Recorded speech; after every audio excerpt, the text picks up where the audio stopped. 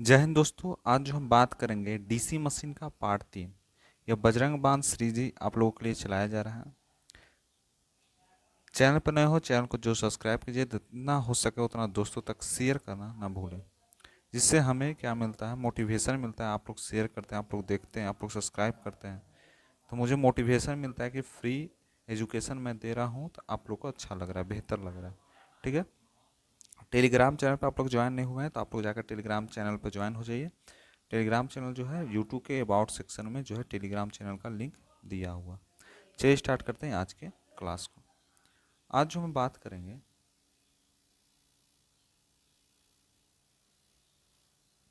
आज जो बात होगा वह बात करेंगे स्प्लिट कॉइल का। किसका कॉइल का बात करेंगे? Split coil. स्प्लिट कॉइल क्या होता है?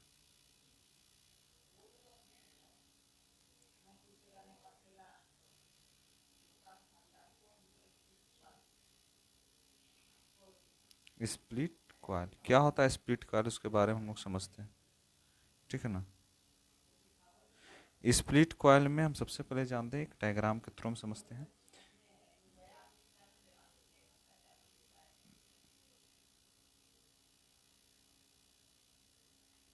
ठीक है ना।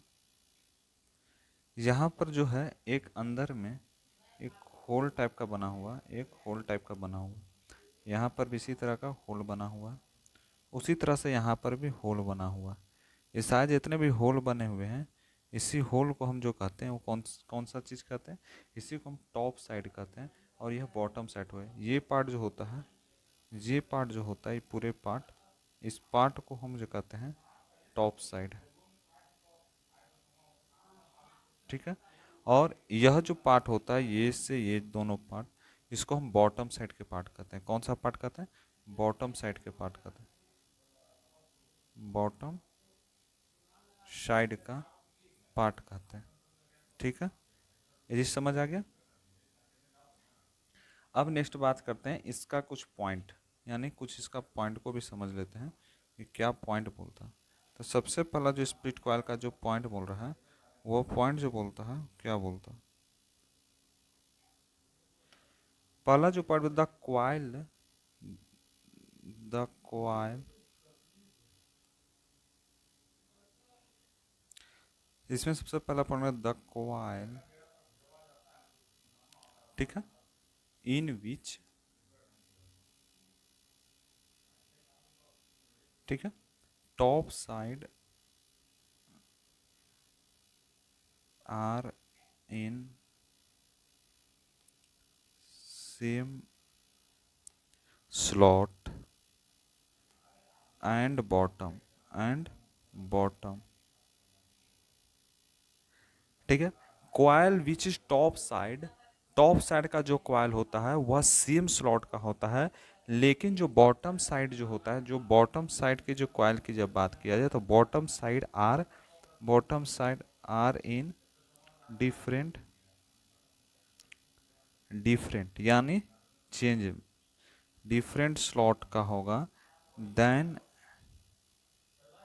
इट इज कॉल्ड, इसे ही हम क्या कहते हैं? स्प्लिट कॉइल कहते हैं, स्प्लिट कॉइल कहते हैं। ठीक है, समझ आ गया। और इसको हम किस तरह से अवॉइड कर सकते हैं? इट कैन बी अवॉइड, इसको अवॉइड करने की जब बात किया जाए, it can be avoid,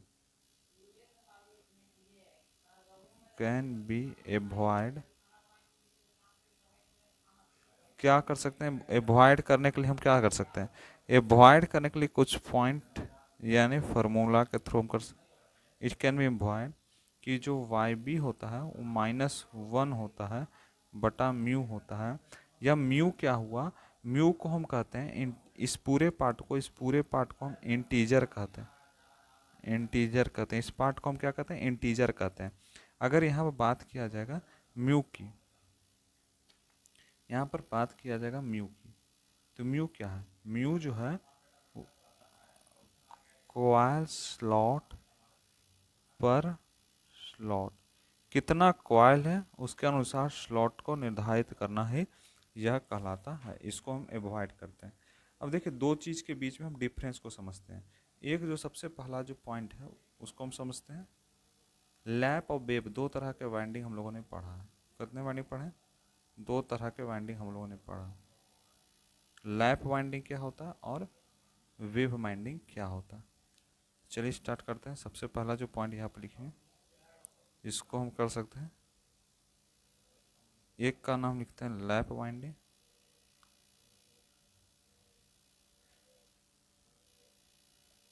lap winding, ठीक है। और दूसरा जो होता है वो वेव वाइंडिंग होता है। दो तरह के वाइंडिंग होते हैं, एक लैप वाइंडिंग होता है और एक वेव वाइंडिंग होता है। तो सबसे पहले जानते हैं लैप वाइंडिंग में। लैप वाइंडिंग जो होता है, सबसे पहला क्या पॉइंट लिख सकते हैं कि लैप वाइंडिंग जो है ए बराबर एम पी जो है ये लैप वाइंडिंग होता है, ठीक है। यहाँ पर क्या है, एम का मतलब हम लोग समझ गए थे। एम का मतलब हम लोग समझ क्या समझे थे, जब एम बराबर 1 होगा तो वह सिंप्लेक्स कहलाता है। क्या कहलाता है? सिंप्लेक्स कहलाता है। जब एम बराबर 2 होता है तो उसको हम डुप्लेक्स वाइंडिंग कहते हैं, ठीक है। और एम बराबर 3 होता है उसको हम ट्रिप्लेक्स कहते हैं। इन लोग समझते हैं, ठीक है। अगर वेव में इसी फॉर्म को अगर वेव में टॉर्क करें तो ए बराबर 2m इसका हो जाता है। देखिए क्या बोलता है, अगर नंबर ऑफ पोल आपको दे दिया, ठीक है। ए बराबर पी जो है फार्मूला है क्लैप वाइंडिंग का, और ए बराबर 2m जो है फार्मूला है वेव वाइंडिंग का। वेव वाइंडिंग निकालना रहता है तो समझिए एम है तो एम बराबर हम 1 कहीं पुट कर देते हैं, कहीं एम बराबर हम 1 पुट कर सकते हैं, एम बराबर हम 2 पुट कर सकते हैं, एम बराबर हम 3 पुट कर सकते हैं। जो भी हम एम बराबर पुट करेंगे, ठीक है, वही उसी के अंदर आता है, ठीक है। ये चीज़ समझ गए हम लोग। अब जहाँ पर एम लिखा हो वहाँ पर उचित पुट कर सकते हैं। नेक्स्ट जो पॉइंट बन के आ रहा है, नेक्स्ट पॉइंट इसी का जो नेक्स्ट पॉइंट बनेगा वो क्या बनेगा,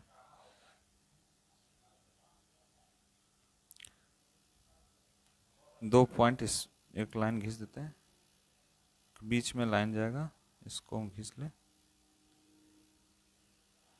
ठीक है ना। ओके। अब क्या हुआ, अब इसमें हम लोग समझते हैं कॉन्सेप्ट। लैप वे भी समझेंगे तो लैप में फिर नेक्स्ट लिख सकते हैं कि यह जो होता है वह हाई होता है। हाई क्या होता है, करंट होता है। करंट इसकी हाई होती है एंड इसका जो लो वोल्टेज का होता है, और क्या होता है, लो वोल्टेज होता है। किसकी बात हो रही है, लैप वाइंडिंग की बात हो रही है। लेकिन जब लो करंट हो जाए, जब लो करंट हो जाए और हाई हाई वोल्टेज होता है, ठीक है ना, समझ आ गया। नेक्स्ट पॉइंट लिख सकते हैं इसमें क्या, नेक्स्ट पॉइंट लिख सकते हैं कि जो वाई डब्ल्यू है वो बराबर होता है वाई बी। नेक्स्ट बात करते हैं वाई डब्ल्यू बराबर Y B minus Y F होता है। यह जो है प्लस माइनस 2m होता है। हम लोग समझ सकते हैं कि वाई ए क्या, वाई डब्ल्यू क्या होता है, वाइंडिंग का होता है, बैक ईएमएफ होता है वाई बी, और वाई एफ को हम फ्रंट पिच कहते हैं। ये चीज़ समझ आ गया होगा लैप वाइंडिंग में। लेकिन वही जब वेव वाइंडिंग की जब बात होगी तो वेव वाइंडिंग में समझिए कि वाई डब्ल्यू जो होता है, जो वाई डब्ल्यू होता है वह क्या होता है, वाई डब्ल्यू जो है Y B plus Y F बराबर में जो होता है वो क्या होता है, 4 प्लस माइनस 1 बटा में पी होता है, ठीक है। तो समझ आ गया। नेक्स्ट पॉइंट हम क्या लिख सकते हैं, नेक्स्ट पॉइंट हम लोग लिख सकते हैं कि जो वाई होता है, वाई की बात किया जाए तो वाई जो है बराबर है प्लस माइनस एम का। जब प्लस माइनस एम का बराबर है और इसमें जो वाई होगा, इसमें जो वाई होगा यह बराबर होता है 2c प्लस माइनस 1 बटा में पी के बराबर होता है। अब ठीक है, यहाँ पर वाई ए निकालना है या वाई सी, दोनों दोनों का फॉर्मूला, दोनों को बीच में कॉमन एक लिख सकते हैं। इसमें लिख सकते हैं कि जो वाई ए है वह बराबर किसका है, Y B plus Y F बटा में 2 के बराबर है। यानी दोनों को हम लेकर चल सकते हैं। किसको ले सकते हैं, दोनों को लेके हम चल सकते हैं। यह कॉन्सेप्ट फॉर्मूला दोनों में ही अप्लाई होगा। ठीक है, नेक्स्ट वही बात करते हैं। नेक्स्ट हम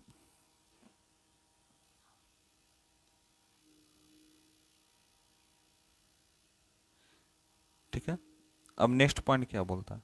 नेक्स्ट पॉइंट यहां पर ये बोलता है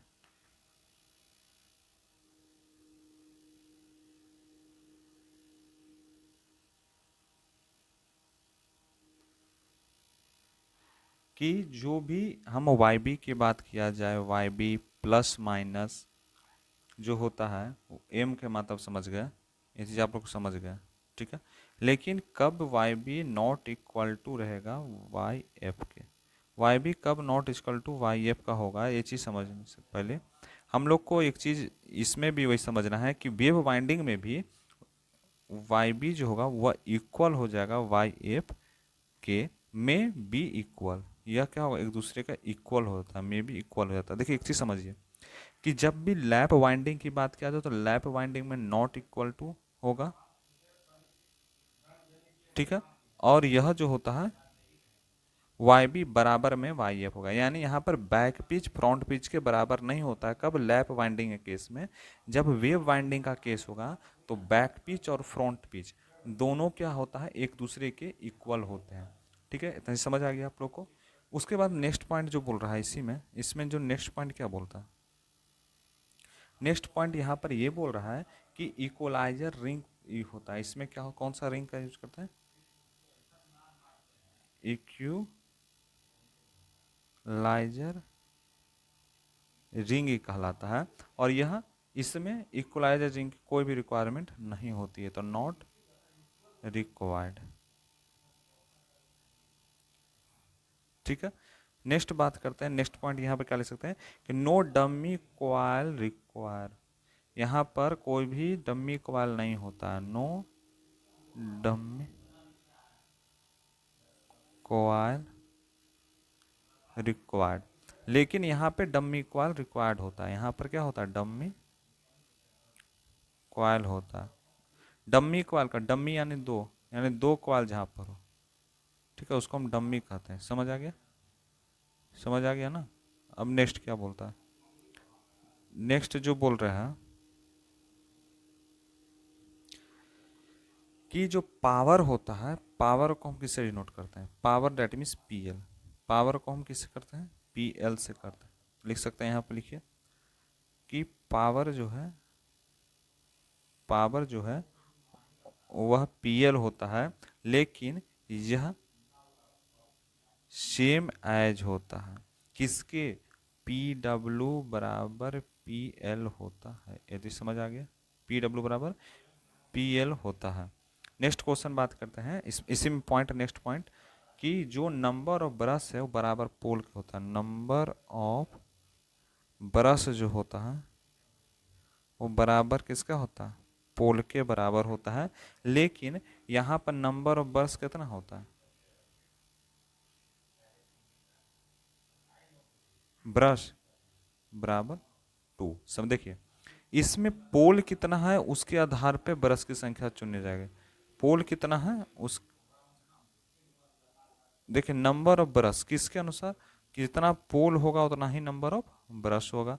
लेकिन लेकिन क्या हुआ, नंबर ऑफ ब्रश ओवर 2, यानी यहाँ पर क्या होगा, यहाँ फिक्स कर दिया है कि नंबर ऑफ ब्रश कितना होगा, 2 ही होगा। इतना समझ आ गया? अब देखिए, अब क्या पढ़ना है, अब हमें कुछ कंडीशन को पढ़िए, अब समझना है। अब जो हम कर जानते हैं वाइंडिंग का क्लासिफिकेशन, क्या जानेंगे? Winding classification. वाइंडिंग को हम किस तरह से हम क्लासिफाई कर सकते हैं? तो वाइंडिंग को हम 3 तरह से क्लासिफाई कर सकते हैं। ठीक है, वाइंडिंग क्लासिफिकेशन लिखिए। वाइंडिंग क्लासिफिकेशन, ठीक है ना, वाइंडिंग का क्लासिफिकेशन। वाइंडिंग को 3 तरह से क्लासिफाई किया गया है। सबसे पहला जो पार्ट से किया गया वह क्या किया गया है? ठीक है, एक पार्ट, 2 पार्ट, यहीं पर लिखते हैं। तो सबसे पहला जो क्लासिफिकेशन में हुआ है वह क्या हुआ, उसको बोलते हैं सिंगल लेयर का वाइंडिंग, सिंगल लेयर। ठीक है, दूसरा जो वाइंडिंग होता है उसको डबल लेयर का वाइंडिंग कहते हैं, डबल लेयर का हम वाइंडिंग जानते हैं। और जो थर्ड वाइंडिंग है जिसको हम मल्टी मल्टी लेयर वाइंडिंग के नाम से जानते हैं। ठीक, आ गया, समझ आ गया। इमेज कैसा बनेगा, इस सब वाइंडिंग का इमेज कैसा होगा, देखिए इस तरह का जब इमेज बन रहा है, इसको कलर दूसरा चेंज कर देते हैं, समझ आना चाहिए, हर चीज़ को आपको समझना है, इस साथ हम लिख लिख के पढ़ा, इस तरह का। ठीक है, अब यहाँ पर क्या हुआ, यहाँ पर एक कॉइल बना, एक यहाँ, एक यहाँ और एक यहाँ।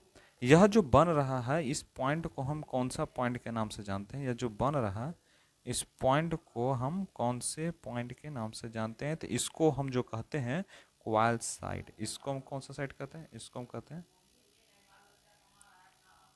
क्वाइल साइड कहा जाता है। अगर इसी तरह से एक और डायग्राम लें और इस डायग्राम में अगर मान लें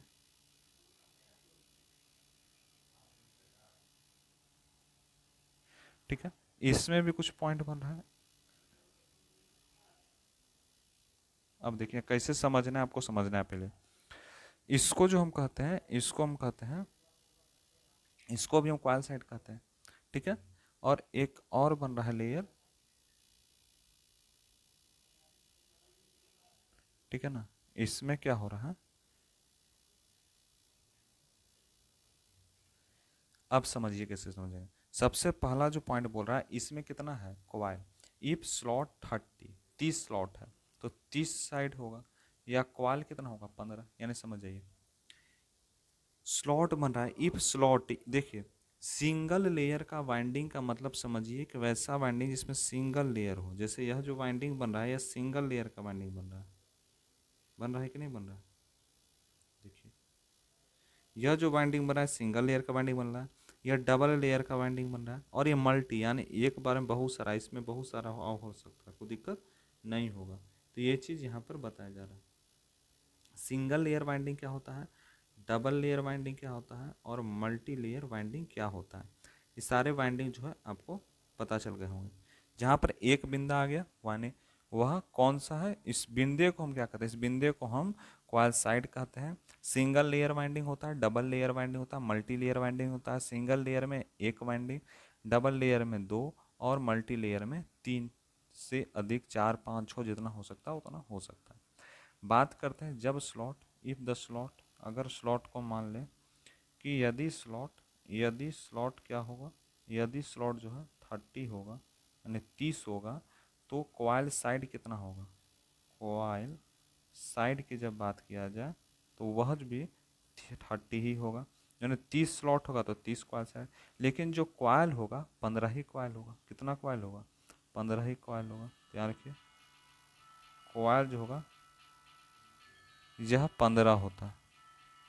अब यहाँ पर क्वाइल सेट के बनते यानी 15 स्लॉट आ रहा है, यानी ये पूरा जो टोटल है, जब एक स्लॉट हुआ, एक स्लॉट हुआ तो एक क्वाइल इसके अंदर आया, ये जो दूसरा है दूसरा स्लॉट हुआ, इसमें दूसरा क्वाइल आया, और ये तीसरा स्लॉट हुआ, तो तीसरा स्लॉट हुआ तो तीसरे 30 ऐसे करके 30 स्लॉट बन गए।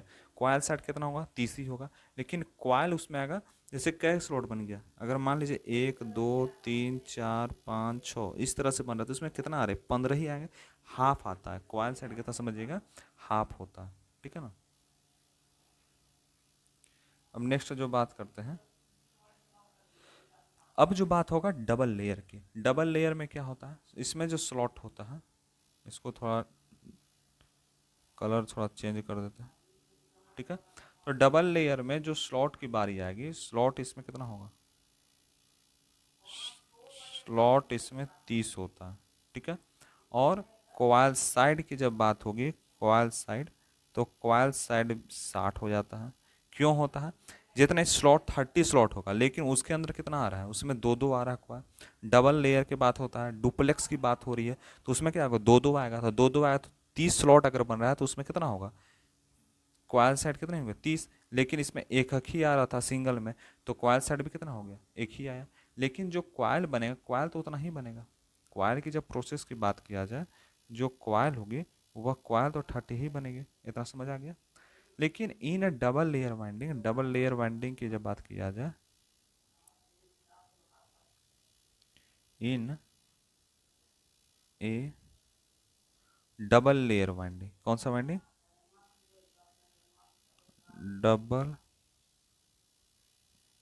लेयर,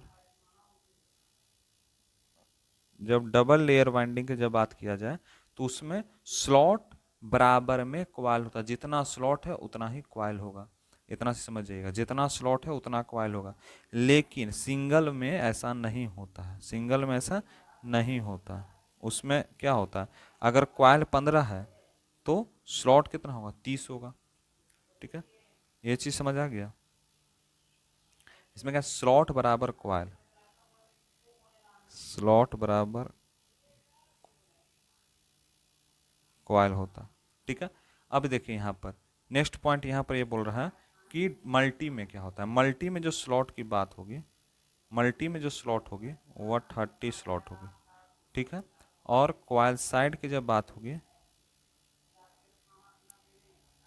क्वाइल साइड की बात की आ जाएगी तो 120 हो जाएगी। और ठीक है ना, क्वाइल साइड कितनी होगी 120, यहाँ लिख देते हैं आपको, कट रहा। क्वाइल साइड होगी कितना 120। ठीक है, और क्वाइल कितनी होगी, क्वाइल की बात, क्वाइल जो हो गया 60। ठीक है, याद रखिएगा स्लॉट कितना था 30 ही, तो सब में स्लॉट कितना ही बराबर ही है, सब में स्लॉट कितना ही बराबर है। देखिए हम दिखा देते हैं आपको। जैसे मान लीजिए स्लॉट टोटल सी, यह स्लॉट, ठीक है, ये स्लॉट और ये स्लॉट, जितने भी स्लॉट है सब बराबर है, 30 यानी 30 का स्लॉट बना हुआ। लेकिन एक चीज समझ जाइए, यहाँ पर क्वाइल साइड सब में चेंज हो रही है। किसी में क्वाइल साइड 30 है, तो किसी में क्वाइल साइड 60 है, और किसी में क्वाइल साइड जो है वो 120 है। अब कैसे हुआ 120, जैसे मान लीजिए इसमें 30 यानी एक एक पॉइंट ही बन के आ रहा था, लेकिन इसमें डबल आया यानी दो गुना हो गया क्वाइल साइड, यानी क्वाइल साइड कितना होगा 30 दूनी 60 हो गया। लेकिन इसमें 4 का आ गया तो 4 गुना हो गया, यानी 3 चौके 12, 6 छौके 36, चौका 3, 3 चौके 12, यानी 30 का सब बना है ना, 3 चौके 12 यहाँ पे हो गया। ये चीज समझ आ गया। लेकिन जो क्वाइल की बात की, इसमें 15 क्वाइल हुए। ठीक है, इसमें कितने क्वाइल हुए 15 क्वाइल हुए। इसमें जो क्वाइल की बात होगी तो इसमें 30 क्वाइल हो गए। इसमें जब क्वाइल की बात की है तो 60 क्वाइल हो गए। यानी सब जो है बढ़ रहा है एक दूसरे के साथ, 15 15 35 15 का 4 गुना हो रहा है, यानी जितना हो रहा है उतने मल्टीप्लाई करते चल जाइए। ठीक है, यही कहलाता है। अब बात करते हैं जनरेटेड ईएमएफ। क्या होता है जनरेटेड ईएमएफ, आपको लोग को समझ आ गया वैसे टोटल। तो हम सबसे पहले जानते हैं generated EMF. Generated EMF, EMF क्या होता है हम पीछे भी आपको बताएं, अभी भी बता देते हैं। EMF, EMF direct means, EMF का मतलब होता है जिसको हम कहते हैं इलेक्ट्रो मोटिव फोर्स। ईएमएफ क्या है, इलेक्ट्रोमोटिव फोर्स का। तो क्या जनरेटेड ईएमएफ क्या होता है, तो जनरेटेड ईएमएफ में हम समझिए कि जो इसमें ईजी होता है, इसमें जो ईजी होता है वह क्या होता है, ईजी, ईजी क्या है, एक जनरेटेड ईएमएफ, जनरेटेड ईएमएफ। ठीक है, एन जो है वह क्या है, स्पीड ऑफ प्राइम मूवर, क्या है, speed of prime mover. Prime mover का क्या स्पीड उसको बताता है। पी जो है, पी किसको दिखाता है, पोल को दिखाता है। ए जो है यह किसको दिखाता है, पैरेलल पाथ को दिखाता है। ठीक है, उसके बाद आता है जेड। जेड किसको दिखाता है, जेड दिखाता है टोटल कंडक्टर कितना है, टोटल कंडक्टर कितना है उसको दिखाता है। और जो फाई है, फाई, फाई क्या दिखाता है,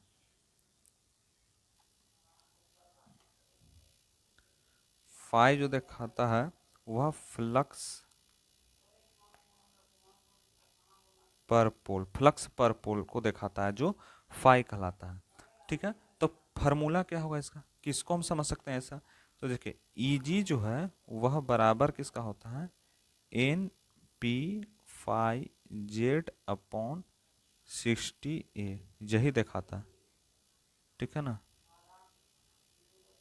ये चीज पॉइंट है जिसमें एन के बारे में समझ गए, पी के बारे में समझ गए, फाई के बारे में समझ गए, जेड के बारे में समझ गए, ए के बारे में समझ गए, सारा चीज आप लोगों ने समझ लिया। ठीक है, अब बात करते हैं जनरेटर के क्लासिफिकेशन की, किस तरह से जनरेटर को क्लासिफाई करते हैं। ठीक है, इसको समझ आते हैं। चलिए, क्लासिफिकेशन ऑफ जनरेटर या जनरेटर क्लासिफिकेशन की बात।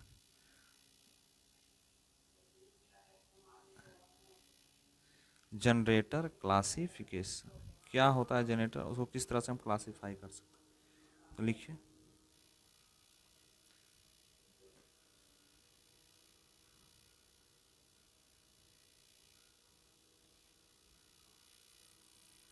जनरेटर क्लासिफिकेशन, जनरेटर को किस तरह से हम क्लासिफाई कर सकते हैं इसके बारे में थोड़ा हमको बताइए। तो जनरेटर को क्लासिफिकेशन करने के लिए दो तरह के पार्ट से हम क्लासिफाई कर सकते हैं। जनरेटर दो पार्ट्स में बटा है, पहला जो है सेल्फ एक्सटेटिव और दूसरा था सेपरेटिव एक्सटेटिव। दो तरह से बांटा गया है, सेल्फ और सेपरेटरी। क्या होता है सेल्फ, ठीक है ना, उसको समझ लेते हैं। दो पार्ट में बांटा गया, पहला जो पार्ट बना और एक दूसरा पार्ट बना। पहला पार्ट जो कहलाया उसको सेल्फ एक्साइटेड कहते हैं। कौन सा excited, self excited, self excited. और दूसरा जो होता है वो सेपरेटली एक्साइटेड होता है, सेपरेटली एक्साइटेड। ठीक है, तो सेल्फ एक्साइटेड जो होता है, जब भी हम कोई चीज मोटर को, ठीक है, सेल्फ एक्साइटेड का मतलब होता है कि कोई भी डीसी जनरेटर है, डीसी जनरेटर को या फील्ड पोल कंटेन रेसिडेंशियल फ्लक्स जब स्टार्ट करने में जब रेसिडेंशियल फ्लक्स की जरूरत पड़ती है तो उसको हम सेल्फ एक्साइटेड कहते हैं। सेल्फ एक्साइटेड को कुछ पार्ट में बांटा गया है। ठीक है, याद रखिएगा कि टू स्टार्ट सेल्फ एक्साइटेड में को कुछ पार्ट में बांटा गया है। पहला जो पार्ट होता है,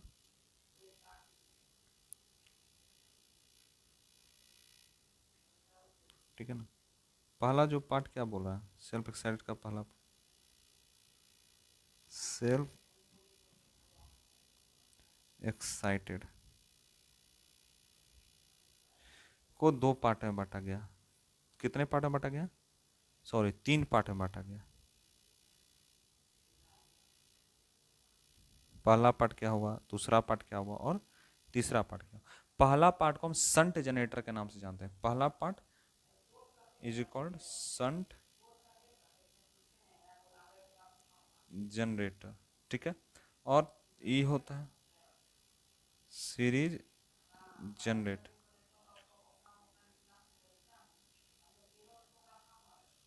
कंपाउंड जनरेटर, तीन तरह के जनरेटर होते हैं।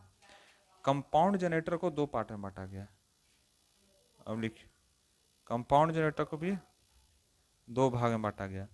पहला जो कंपाउंड जनरेटर को बांटा है उसको कम्युलेटिव कंपाउंड डीसी जनरेटर कहलाता है। ये क्या होता है, cumulative compound cumulative compound DC generator. ठीक है, और यह जो कहलाता है differential compound DC, differential differential compound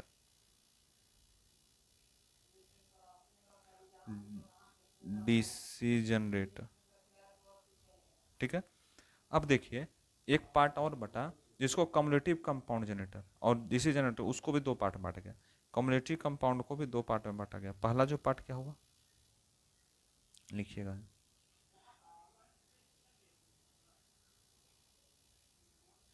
cumulative,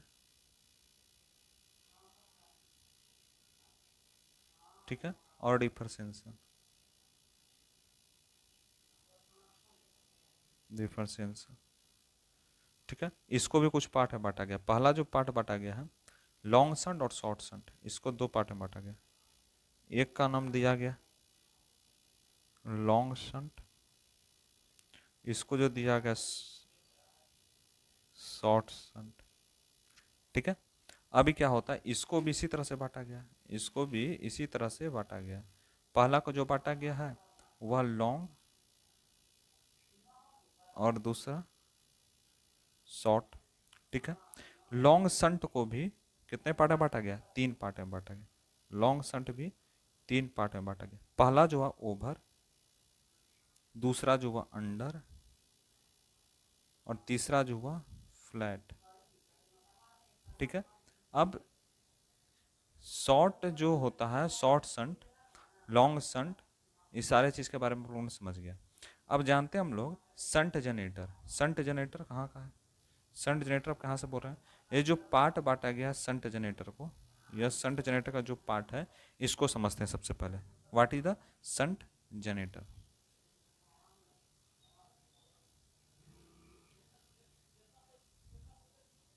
shunt generator बोलता है कि जो एक किसका पार्ट है, डीसी मशीन में ही हम लोग पढ़ रहे हैं, इसमें हम लोग पढ़ रहे हैं शंट जनरेटर को। शंट शंट जनरेटर, ठीक है ना। शंट जनरेटर क्या होता है, shunt generator, what is the meaning of the shunt generator, ठीक है ना। What is the meaning of the shunt generator. तो बात किया जाए मीनिंग की, तो इन अ शंट जनरेटर, शंट जनरेटर में जो फील्ड वाइंडिंग होता, फील्ड वाइंडिंग जो होता है is connected, is connected across armature, armature, ठीक है।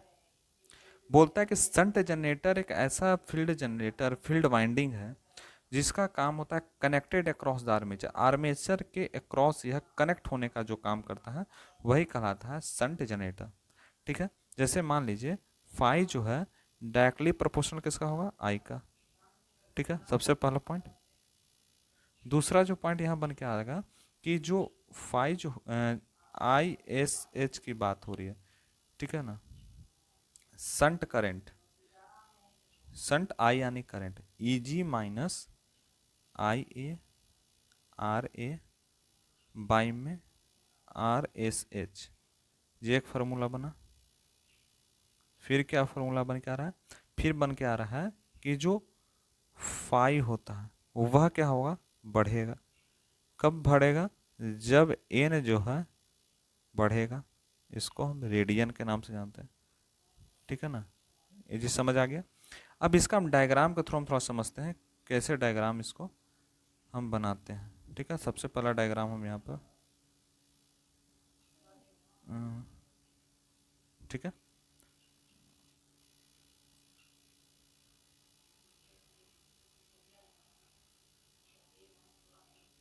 ओके। अब यहाँ पर क्या हुआ, एक एक लाइन यहाँ पे खींच देते हैं,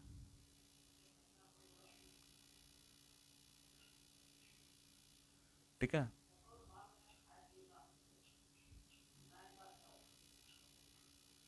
ओके, इधर समझ आ गया। यहाँ पर लोड कनेक्शन है, तो यहाँ पर कैसे बना रहे हैं, चलिए यहाँ पर हम दिखाते हैं आपको। धीरे धीरे धीरे धीरे सब चीज़ सीखना है ना, हड़बड़ाने से कुछ मिलता नहीं है। और एक यहाँ पर खाली कर देते हैं, ओके, एक यहाँ पर खाली कर देते हैं। देखिए सामने सामने हम खाली कर रहे हैं। अब चलिए इसका थोड़ा डायग्राम बनाते हैं।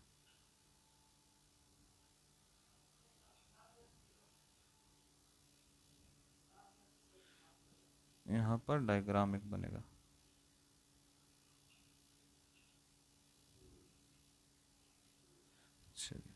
यहाँ पर जो ये बन रहा है डेट इज द, क्या इसको कहते हैं, RSH, रेसिडेंशियल फ्लक्स यहाँ से पास होगा। ठीक है, यहाँ पर क्या है, एक ईजी है जो कनेक्ट है एक दूसरे के साथ। ठीक है, ये जो पॉइंट बोल रहा है इसको हम RA के नाम से जानते हैं, यानी ईजी, इसको हम ईजी भी कहते हैं। इसको हम कौन से क्या क्या चीज़ करते हैं, ईजी, दैट इज द ई और जी। ठीक है, अब क्या हुआ, यहाँ पर एक लोड हुआ, ये क्या है, इसको हम लोड कहते हैं। इसको हम कौन सी कहते हैं, इसको हम लोड कहते हैं। इस पॉइंट को हम लोड के नाम से जानते हैं। ठीक है, यहाँ पर क्या हुआ, करंट IA जो है फ्लो हुआ। यहाँ पर जो आपका एक डायग्राम बन रहा है, इस पूरे डायग्राम को आपको समझना बहुत ही ज़रूरी है। ये डायग्राम अगर बनाने के लिए आ गया, कुछ भी आ गया, आप सेमेस्टर का भी तैयारी कर रहे हैं तो उसके लिए भी इम्पोर्टेंट है। ठीक है, ठीक है, अब यहाँ पे क्या है, इसको हम कहते हैं रेसिडेंशियल फ्लक्स। इसको हम कौन सा फ्लक्स कहते हैं, इसको हम कहते हैं रेसिडेंशियल फ्लक्स। क्या होता है रेसिडेंशियल, सारा चीज़ हम लोग जानेंगे। ठीक है ना, तो इस पॉइंट को हम कहते हैं रेसिडेंशियल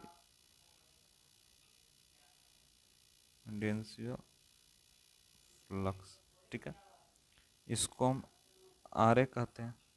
यहाँ पर एक शाफ्ट लगा हुआ होगा, यहाँ पर क्या लगा होगा, एक शाफ्ट लगा हुआ होगा।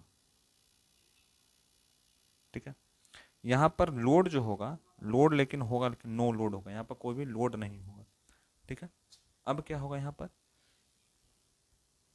इसको हम RSH कहते हैं। ठीक है, बोलता है कि जो भी हम वाइंडिंग बना रहे हैं, जो चीज़ हम कर रहे हैं, तो यह शाफ्ट जो है, यह जो शाफ्ट है, यह मूवमेंट करता है कौन से डायरेक्शन में, क्लॉकवाइज।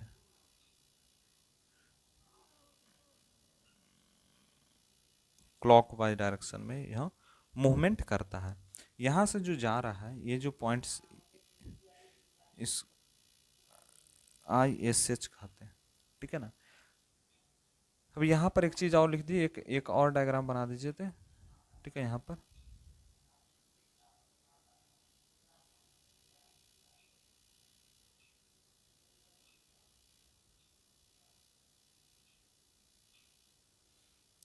पर S जा रहा है, यहाँ पर क्या आ रहा है, S जा रहा है। ठीक है ना, प्लस माइनस भी है, और यहाँ से S जो है वह जा रहा है। कैसे जा रहा है, इस तरह से जा रहा है।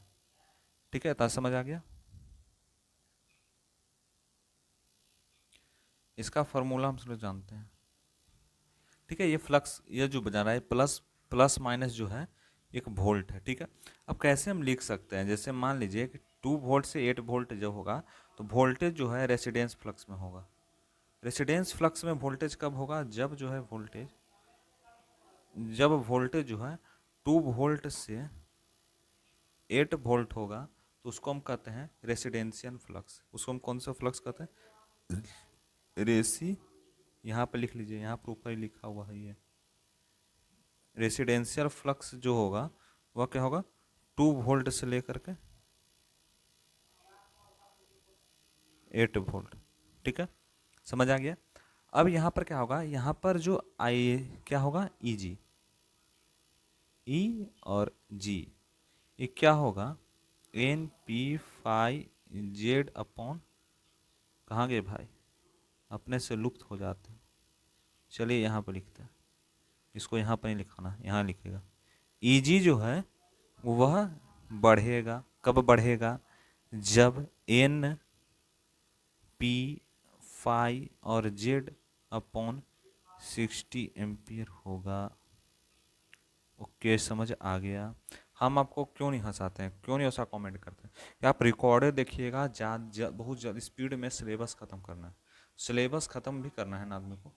इसी चलते होगा, कभी मौका मिलेगा, आप लोग ज़्यादा ज़्यादा हुई, तो फिर मस्ती करते हैं। ठीक है ना, बोरियत नहीं हो रहा है, किसी को बोरियत नहीं होना चाहिए, एकदम पढ़ाई करना है आप लोग को, SSC JEE निकालना है। ठीक है ना, SSC JEE को निकालना, उसको फोड़ना है। ठीक है ना, बोलता है condition, condition for, condition for किसका कंडीशन है, वोल्टेज बिल्डअप का, वोल्टेज बिल्डअप, वोल्टेज बिल्डअप, किस कंडीशन के थ्रू हम वोल्टेज को बिल्डअप कर सकते हैं, बढ़ा सकते हैं, समझ सकते हैं। देखिए कुछ कंडीशन उसको आप नोट कर लीजिए। सबसे पहला जो कंडीशन होता है कि field pole should contain residential flux, residual flux होता है फील्ड पोल में। तो फील्ड फील्ड देखिए कितना ये भी बेचारा हड़बड़ा जाता है, ये क्या क्या कॉन्सेप्ट सीख रहे हैं, ये खुदे से गड़बड़ा जाता है, कुछ कुछ अपने से टिप्पणी लगता है। ठीक है ना, बोलते हैं फील्ड, फील्ड पोल जो होता है वह क्या होता है, field pole should contain residual flux. ठीक है, नेक्स्ट पॉइंट लिख सकते हैं कि जो हम बात किया जाए शंट जनरेटर में, तो जब हम स्टार्ट करते हैं उसको तो नो लोड कंडीशन में, shunt generator should be started at no load condition. Voltage कब जब बिल्डअप होगा, जब जो है शंट जनरेटर को, जब शंट जनरेटर को, सब शंट जनरेटर, जब शंट जनरेटर को हम स्टार्ट करते हैं, स्टार्ट करेंगे at no load condition, at no load condition, तब इस काम होगा। कुछ इंपॉर्टेंट पॉइंट है जिसको समझना आपको बहुत ही जरूरी है, इंपॉर्टेंट पॉइंट है, इसको मार्क्स कर लीजिएगा। इंपॉर्टेंट क्या है important point, what is the important point, इसका क्या इंपॉर्टेंट पॉइंट है। देखिए इसका इंपॉर्टेंट पॉइंट है कि जो फील्ड वाइंडिंग होता है वो last turn are use, field winding में जो है, फील्ड जो वाइंडिंग होता है उसमें क्या होता है, large turn are use, large turn are use, मतलब फील्ड वाइंडिंग, जैसे वाइंडिंग हो रहा है कि, ठीक है, अब कोई बड़ा फील्ड है बनाना है तो लार्ज टर्न का यूज करेंगे, इस टर्न को हम बढ़ा देंगे तो हम समझ सकते हैं। अब कितना टर्न होगा इसके बारे में भी हम आपको बताते हैं, कितना टर्न का हम यूज करेंगे।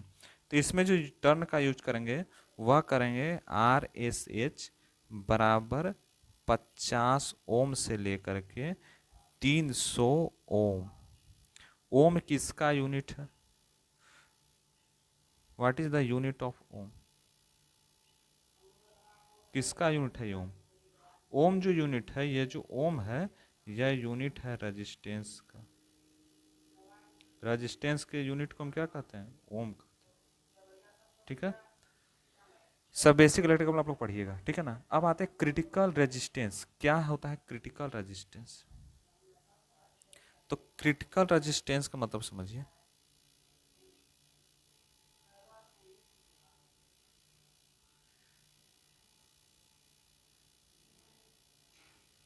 क्रिटिकल रेजिस्टेंस, क्रिटिकल रेजिस्टेंस को समझना है कि यह क्या है, it is the resistance of field winding, it is the resistance of field winding, यह एक फील्ड वाइंडिंग का रेजिस्टेंस है above which voltage build up not possible। ठीक है, RSS जो होता है वह स्मॉलर देन RC होता है। ठीक है, RC क्या, RC क्रिटिकल रेजिस्टेंस, RC को हम क्या कहते हैं, what do you mean by RC, RC क्या है, RC को हम क्रिटिकल रेजिस्टेंस के नाम से जानते हैं, ऐसा रेजिस्टेंस जो क्रिटिकल कंडीशन का हो। इसका कुछ कंडीशन को समझना बहुत ही जरूरी है, कंडीशन को समझिए, क्या कंडीशन बोलता है इसका,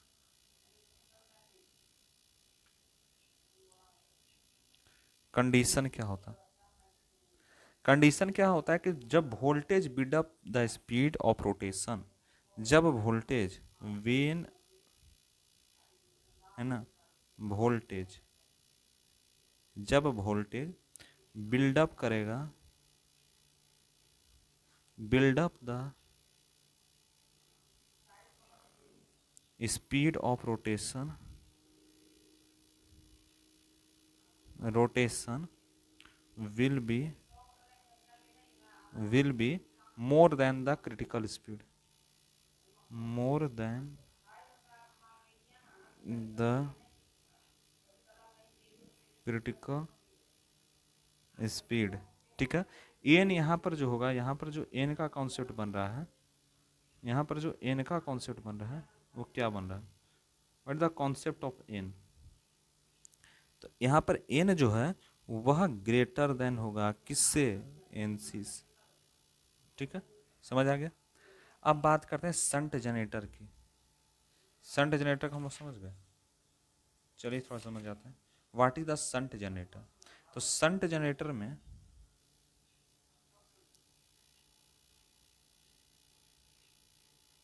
संट जनरेटर,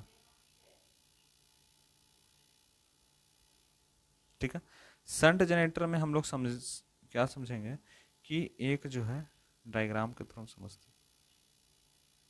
आप भी इसे हाथ से आराम से बनाइए डायग्राम, डायग्राम परफेक्ट बनेगा। संट जनरेटर जो बन रहा है नो लोड कंडीशन में है। कैसा है, नो लोड कंडीशन की बात हो रही है।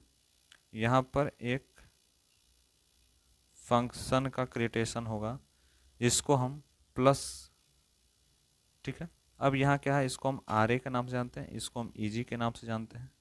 यहाँ पर जो है करंट जो इस तरह से फ्लो होगा, यहाँ जो आई ए करंट जाएगा, यहाँ पर कौन सा करंट जाएगा, आई ए करंट जाता है, और यहाँ पर आई एस एच की बात हो रही है और यहाँ पर आई एल की बात हो रही है।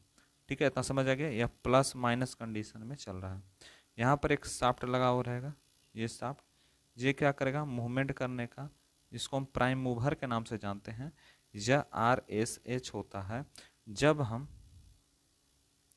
जब हम बात किया जाए फाई, यानी फ्लक्स जो है आई ए होगा, इसके कंडीशन में फ्लक्स जो है वह आई ए होता है। ठीक है,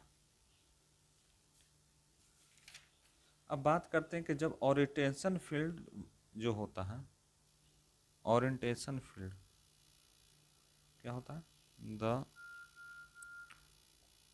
ओरिएंटेशन ऑफ फील्ड वाइंडिंग, जो ओरिएंटेशन होता है फील्ड वाइंडिंग का वह क्या होता है, should be same as initial, should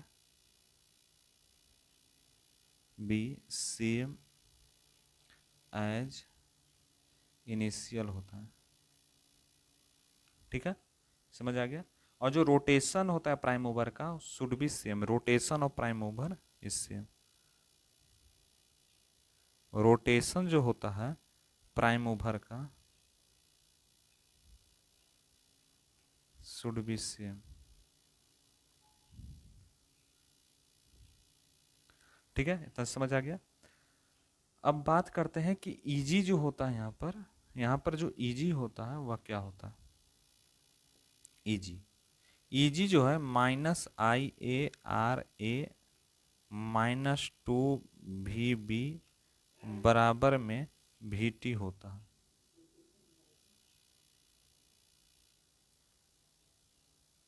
ठीक है, इतना समझ आ गया।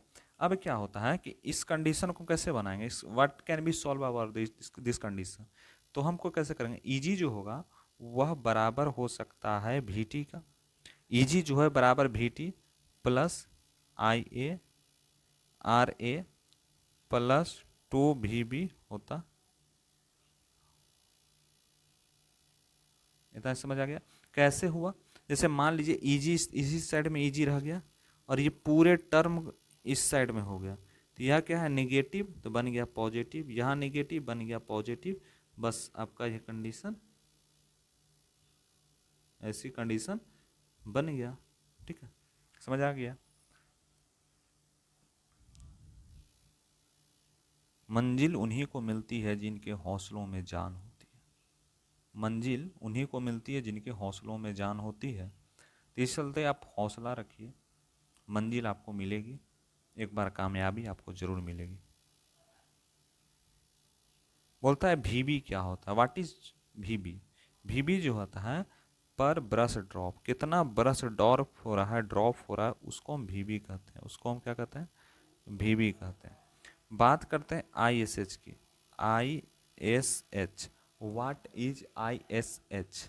आई एस एच का मतलब समझ जाइए कि बराबर में होता है भी बाई आर एस एच होता है। आई एस एच जो होता है वो भी बाई आर एस एच होता है, ठीक है। और आई ए जो होता है, आई ए की बात किया जाए तो वह होता है I L plus I S H होता है, ठीक है। ऐसी प्रॉपर नोट आपको बनाना है पूरा, ठीक है। अब जैसे मान लीजिए series generator, what do you mean by series generator. Series generator क्या होता है,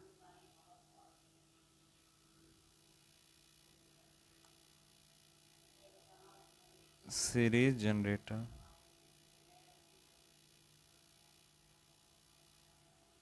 सीरीज जनरेटर को समझते हैं एक डायग्राम के थ्रू, ठीक है।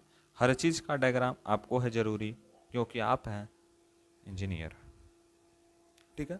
एक डायग्राम देकर भी दे सकता है कि ये डायग्राम किस चीज का है, तब डायग्राम आपको आएगा तभी आप बना सकते हैं, ठीक है। तो इसको हम कैसे समझेंगे, मान लीजिए एक, इसको हम आर ए सी कहते हैं, और यहाँ से ये कनेक्ट होकर के, आपको मज़ा आ रहा है कि नहीं, सेशन में मज़ा आना चाहिए, मज़ा आ रहा होगा। नीचे कमेंट आप लोग नहीं करते हैं, कमेंट कीजिए, और स्टूडेंट कैन बी कमेंट, आपको मज़ा आ रहा है कि नहीं।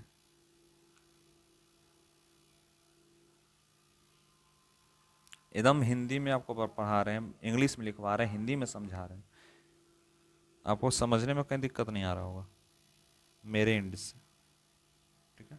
अब आपको प्रॉपर रिवीजन करना है, हर चीज़ का रिवीजन के बिना कोई भी काम नहीं चलने वाला, ठीक है। इस पॉइंट को हम आर एस सी कहते हैं और इस पॉइंट को आई एस ई कहते हैं, ठीक है। ये होता है आई ए, ठीक है, ये क्या होता है आई ए होता है। अब क्या होता है, यह टर्म और कंडीशन को समझना है, प्लस और माइनस के कंडीशन को, इसको हम इजी के नाम से जानते हैं। थोड़ा कभी कभी पढ़ाने का स्टाइल चेंज कर देते हैं, आपको बोरियत नहीं होना चाहिए। इसको हम कहते हैं रेसिडुएंशियल फ्लक्स। क्या होता है, रेसिडुअल फ्लक्स, ओके। अब बात करते हैं इसके पॉइंट को, हर चीज का पॉइंट तो समझना पड़ेगा। तो क्या पॉइंट है, सबसे पहला जो पॉइंट बोलता है, गुलाबी ने उजला में साफ दिखेगा, ठीक है। बोलता है कि field pole should be, field का जो पोल होता है, field pole should be contain residual flux, contain residual flux, ठीक है। और नेक्स्ट होता है it should be started eight load condition. कब स्टार्ट होता है, जब लोड लगाएंगे हम, जब इसमें हम क्या करेंगे, अब यहाँ पर पीएम है, परमानेंट मैग्नेट है, तो परमानेंट मैग्नेट पर जैसे हम लोड लगाएंगे, अपने हाथ लगाएंगे या जो भी हम इक्विपमेंट के माध्यम से जैसे हम लोड लगाते हैं, तो वह स्टार्ट होता है कब, ऑन लोडेड कंडीशन। तो लिख सकते हैं it should be started an load condition, ठीक है। अब इस सीरीज फील्ड वाइंडिंग जो होता है, series field winding, field winding thick conductor का होता है, कंडक्टर इज यूज्ड, ठीक, कंडक्टर इज यूज्ड, ठीक है। If the series generator is, if the series generator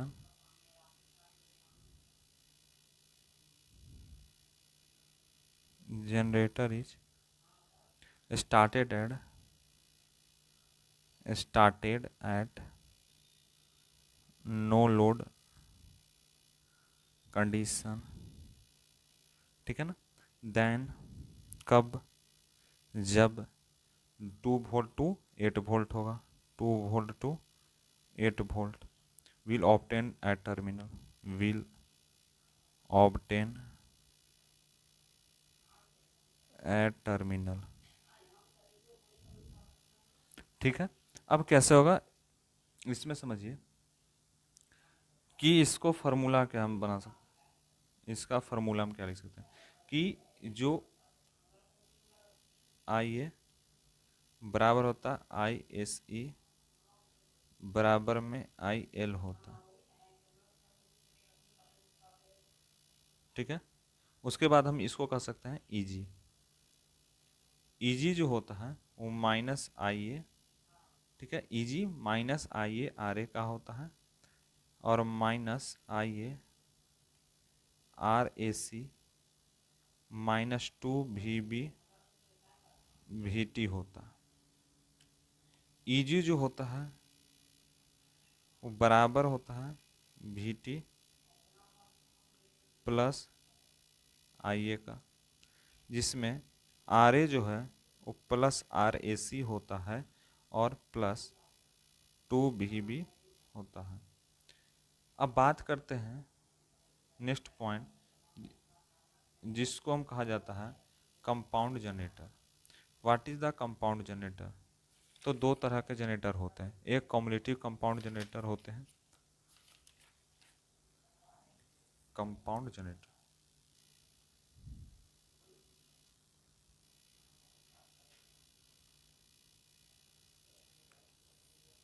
compound generator,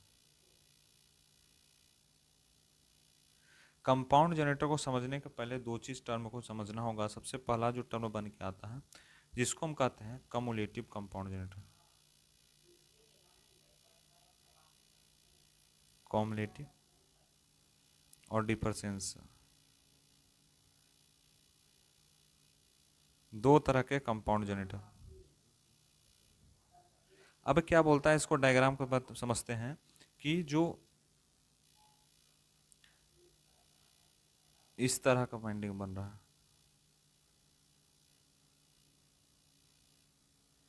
इसको हम कहते हैं फाई एस एच, इसको हम कहते हैं फाई एस सी।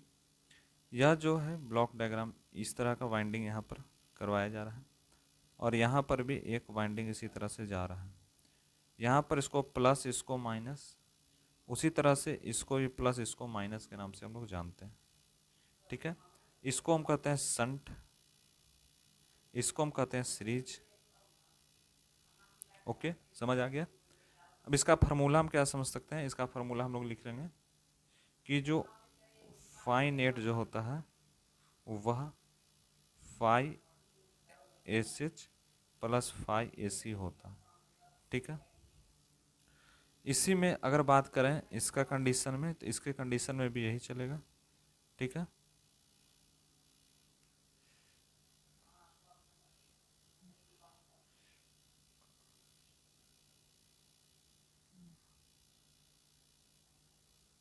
इसमें भी उसी तरह से प्लस माइनस और प्लस माइनस के फॉर्म में चलेगा, ठीक है।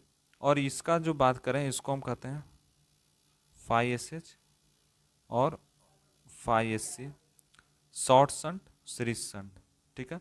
इसका फार्मूला को हम क्या लिख सकते हैं, इसका फार्मूला को हम लिख सकते हैं कि जो फाई नेट होता है वह बराबर किसका होता है, phi S H minus phi A C के बराबर होता, ठीक है। अब बात करते हैं कि जब शंट फ्लक्स या सीरीज फ्लक्स की बात हो रही है, if shunt flux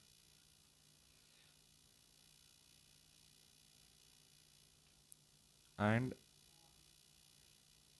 series flux are adding in nature, adding in nature, then the called cumulative compound,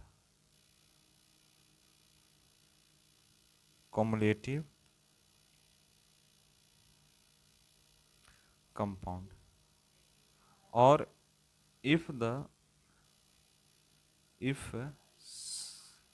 shunt and series flux are subtracting, ठीक है ना, in nature, then it is called differentiation compound या DC generator या differentiation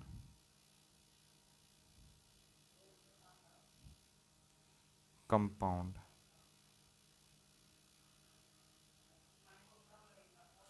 ठीक है, long shunt और short shunt. सबसे पहला जानते हैं लॉन्ग शंट की बात, कुछ बातें जानते हैं लॉन्ग शंट की। क्या होता है long long shunt? Long shunt में हम लोग समझ जाते हैं,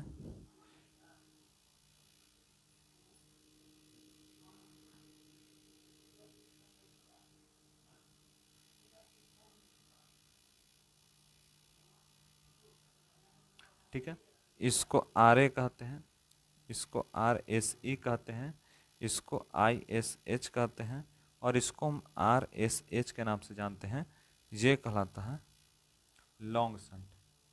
ठीक है, लॉन्ग शंट का formula plus minus we T के जाएगा। फार्मूला की जब बात करेंगे तो क्या होगा, E G minus I A R A minus I A R A C minus V B two V B है ना, बराबर में भी। तो क्या होगा यहाँ पर,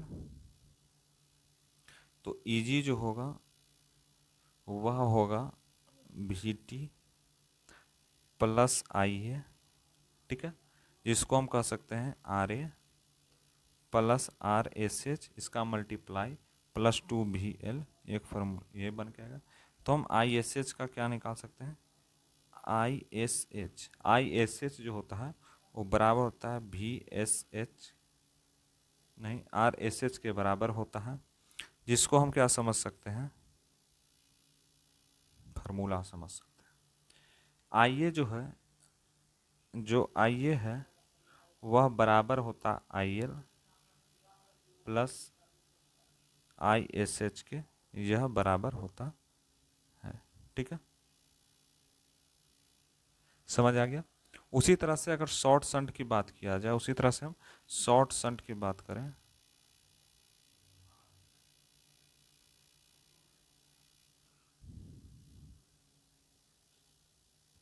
तो शॉर्ट शंट में क्या होता है, शॉर्ट शंट में समझिए कि जैसे एक डायग्राम में, फ्लो डायग्राम के बारे में समझिए। जैसे मान लीजिए एक डायग्राम है, ठीक है, और ये भी एक डायग्राम है, यहाँ से जा रहा है, यह कनेक्शन हो रहा है। इसको हम आई एल के नाम से जानते हैं, इसको हम आर एस ई के नाम से जानते हैं, इसको हम आर ए के नाम से जानते हैं। ठीक है, और यह जो पॉइंट पूरा जो बन के निकलेगा, जिसको हम आर एस एच के नाम से जानते हैं, यह हुआ आई एस एच। ठीक है, इसको प्लस माइनस दो ना, प्लस माइनस कहते हैं। ठीक है, अब क्या हो रहा है, प्लस माइनस में आई ए जो है वह बराबर है I L plus I S H के बराबर होता है, जिसमें हम लिख सकते हैं कि ई जी जो होता है, ई जी क्या होता है, वो माइनस होता है आई ए आर ए माइनस में I L R S E minus V B जो बराबर होता है वी टी का। इसका पूरे फार्मूला हम बनाते हैं, तो पूरा जो फार्मूला बनेगा जो ई जी बन के आएगा, ई जी उसको हम कहते हैं V T plus I A R A plus I L R S E plus 2 V D, इसका पूरा फार्मूला वी डी। और यहाँ पर जो है, यहाँ पे आई एस एच जो होगा वह बराबर होता है E G minus I A R A -2 VB बटा में आर एस एच, जिसको हम लिख सकते हैं V T plus I L बटा आर एस एच। ठीक है, अब जो हम लोग पढ़ेंगे उसमें हम लोग डीसी मशीन में क्या कौन सा किसका बात होता है, कंपाउंडिंग की बात करें, जिसमें ओवर फ्लैट अंडर क्या होता है, और उसके बाद हम बात करेंगे आर्मेचर रिएक्शन की, आर्मेचर रिएक्शन क्या होता है। ठीक है, उसके बाद उसके कितने पार्ट होते हैं, how many type of armature reaction, और उसी तरह से मेथड को समझेंगे, कम्यूटेशन को समझेंगे, मेथड ऑफ इम्प्रूवेंस ऑफ कम्यूटेशन को समझेंगे। ये सारे चीज़ आपको जो मिलेगा वो नेक्स्ट वीडियो में मिलेगा। ठीक है, तो आज बार इतना ही, मिलते हैं अगले वीडियो में। Thank you.